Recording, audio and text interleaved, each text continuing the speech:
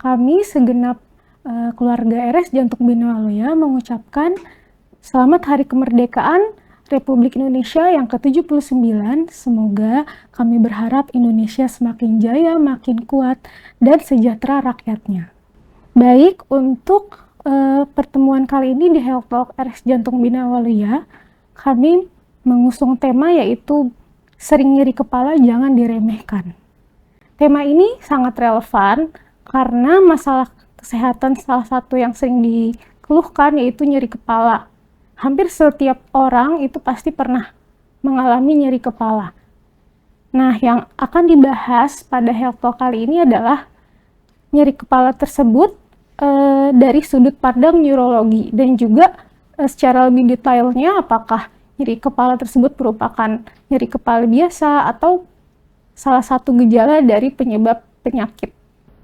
Telah bersama kami di studio Dr. Norin, spesialis syaraf, magister kesehatan. Selamat sore Dr. Norin, apa kabar dok? Selamat sore. Sore dokter, baik luar biasa ya dok ya. Untuk tema kita hari ini kita akan membahas secara lebih detail dok ya mengenai nyeri kepala.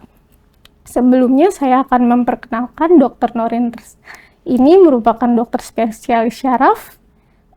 Sebelumnya S1-nya di Universitas Trisakti di tahun 2006, juga telah menyelesaikan pendidikan profesi spesialis syaraf di Universitas Hasanuddin tahun 2010.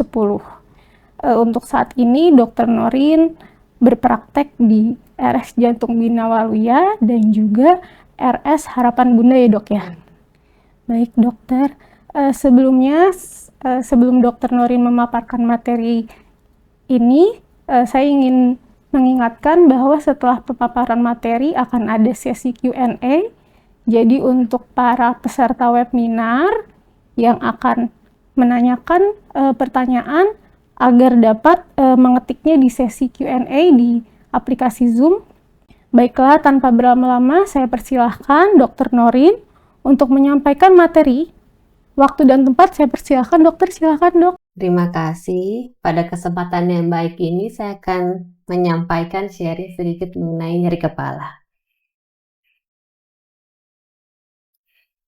Nyeri kepala merupakan keluhan yang paling banyak dikeluhkan oleh seluruh manusia. All ages, jadi seluruh umur maupun ras maupun kaya ataupun miskin, daerah mau di Asia, di Eropa maupun dimanapun, nyeri kepala merupakan salah satu keluhan yang paling banyak dikeluhkan. Jadi 90% kurang lebih dari seluruh populasi pernah mengalami setidaknya satu kali serangan nyeri kepala pada satu hari. Sedangkan 75% diantaranya mempunyai episode, jadi serangan nyeri kepala yang berulang.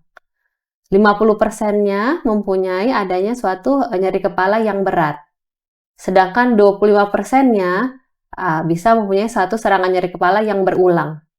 12% dari populasi mempunyai nyeri kepala migrain dan 4%-nya mempunyai serangan nyeri kepala yang kronik.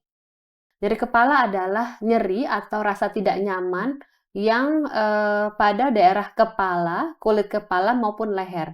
Ada dua tipe dari nyeri kepala ini, yaitu nyeri kepala tipe primer dan nyeri kepala sekunder. Nyeri kepala yang primer yaitu nyeri kepala yang disebabkan oleh suatu kondisi nyeri kepala itu sendiri dan tidak disebabkan oleh adanya penyebab yang lain. Jadi kita kenal tiga daripada tipe nyeri kepala primer adalah migrain, nyeri kepala tipe tegang atau tension type headache, dan nyeri kepala cluster. Nyeri kepala sekunder adalah nyeri kepala yang timbul karena adanya kondisi yang lain. Nah, jadi macam-macam sekali penyebab daripada nyeri kepala yang sekunder ini. Manajemen atau penata laksanaan daripada nyeri kepala sekunder itu harus berfokus pada diagnosa dan mengobati daripada kondisi yang mendasarinya.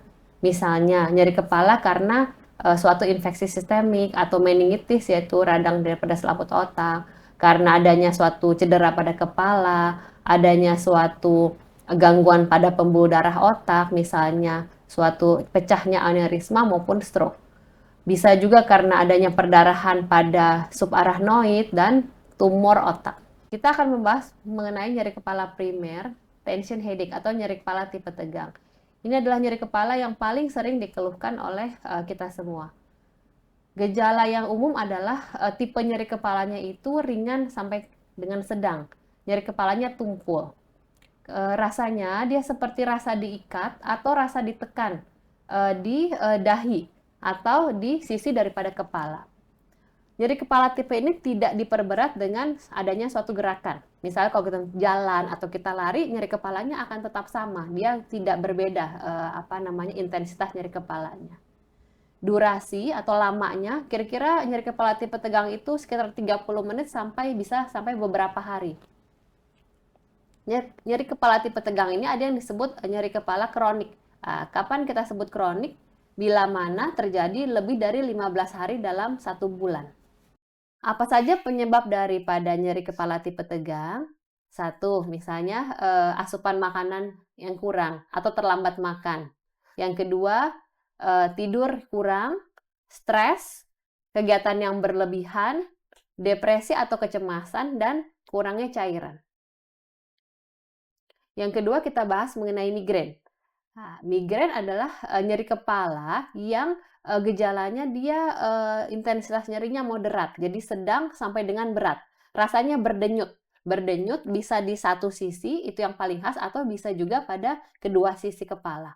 Bisa disertai dengan mual dan atau muntah. Pada orang yang nyeri kepala migrain ini, dia ada sensitivitas atau sensitif terhadap cahaya, terhadap bau, atau terhadap suara. Kalau kita bergerak, kita lari, kita jalan, nyeri kepalanya akan bertambah berat. Durasinya sekitar 4-72 jam. Kemudian kita sebut nyeri kepala migrain yang kronik kalau juga terjadi lebih dari 15 hari dalam sebulan selama lebih dari 3 bulan. Apa saja sih penyebab daripada migrain? Biasanya dia akan tercetus oleh beberapa hal yang seperti saya tampilkan di sini. Misalnya satu, makan terlambat. Atau yang kedua, adanya makan makanan tertentu atau minuman tertentu. Biasanya yang paling banyak coklat, atau keju, atau seafood, atau MSG. Biasanya itu bisa mencetuskan migrain. Atau adanya perubahan daripada pola tidur seseorang. Misalnya dia tidak pernah begadang, terus jadi begadang. Nah, itu pasti bisa mencetuskan nyeri kepala migrainnya. Atau perubahan cuaca. Misalnya dari dingin, terus jadi ke panas. Nah, itu juga bisa mencetuskan migrain.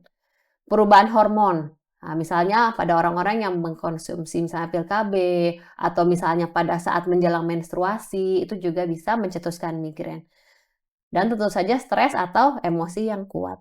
Nyeri kepala yang ketiga adalah nyeri kepala klaster. Ini nyeri kepala primer juga, cuma agak jarang. Jadi gejala yang sering adalah nyeri kepala yang berat pada satu sisi. Biasanya disertai dengan matanya menjadi merah dan berair. Kemudian kelihatan agak bengkak. Pasiennya pasti sangat gelisah karena nyeri kepalanya berat. Durasinya sekitar 15 menit sampai 3 jam. Bisa terjadi beberapa kali dalam satu hari. Kemudian dia bisa berulang dalam hitungan minggu atau bulan. Nah, jadi ini rangkuman dari 3 nyeri kepala primer yang tadi. Yang pertama itu tension headache, nyeri kepala yang paling sering, dia intensitasnya hanya ringan sampai sedang. Nah, dia bisa disertai dengan mual, tapi dia ringan saja. Timingnya dari menit sampai dengan jam. Yang kedua migrain, kalau migrain tuh kebanyakan satu sisi. Nah, jadi serangan nyeri kepalanya bisa ringan sampai dengan berat. Disertai biasanya mual, muntah, sensitivitas terhadap cahaya. Yang terakhir klaster. Kalau klaster, nyeri kepalanya berat sampai sangat berat. Nah, jangan lupa biasa disertai dengan adanya mata. Jadi matanya berair atau dia hidungnya juga bisa berair. Dia bisa timbul hitungannya hari sampai dengan jam. Sekarang kita beralih pada penyebab-penyebab nyeri kepala yang lain. Misalnya ada nyeri kepala yang timbul di belakang mata ya. Misalnya Graves' disease. Ya. Kalau Graves' disease itu suatu penyakit autoimun, dia kekurangan hormon tiroid. Nah, itu juga bisa menimbulkan nyeri kepala. Yang kedua, yang tadi klaster sudah ya, terus migrain sudah, sinus.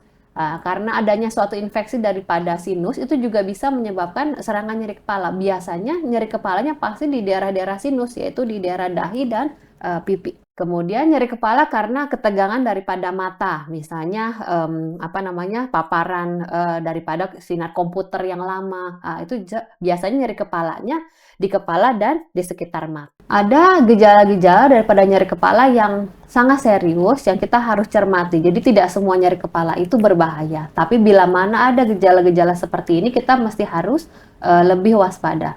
Satu, misalnya ada nyeri kepala yang berulang. Atau yang kedua, nyeri kepalanya persisten, jadi nggak hilang-hilang. Yang ketiga, nyeri kepalanya sampai merubah kepribadian atau jadi pasiennya kesadarannya jadi berkurang. Nyeri kepala yang berat, atau nyeri kepala disertai dengan demam dan ketegangan daripada leher. Kemudian nyeri kepala yang ditimbulkan setelah adanya suatu cedera kepala, misalnya benturan atau habis kecelakaan, itu juga harus kita cermati. Kemudian yang terakhir adalah nyeri kepala yang disertai dengan mual-mual dan muntah-muntah yang banyak. Ini ada singkatan yang biasa kita pakai untuk kita kira-kira memilah ini nyeri kepala kira-kira berbahaya atau tidak. Nah, singkatannya namanya SNOOP. Jadi SNOOP itu apa? S itu bila mana nyeri kepalanya disertai dengan adanya gejala sistemik yang lain. Misalnya disertai demam yang tadi ya, atau misalnya dengan adanya debar-debar daripada jantung, itu harus kita cermati. Yang kedua N itu neurologic symptom. Jadi kalau nyeri kepalanya disertai adanya gangguan kelainan daripada saraf. Misalnya jadi timbul misalnya pasiennya jadi kelemahan separuh badan, atau matanya menutup separuh, atau misalnya bicaranya jadi cadel. Yang ketiga, sudden onset. Itu onset. Jadi onset yang tiba-tiba, jadi dia tidak pernah nyeri kepala, tiba-tiba dia ada nyeri kepala yang tiba-tiba dan berat. Nah, itu juga harus hati-hati.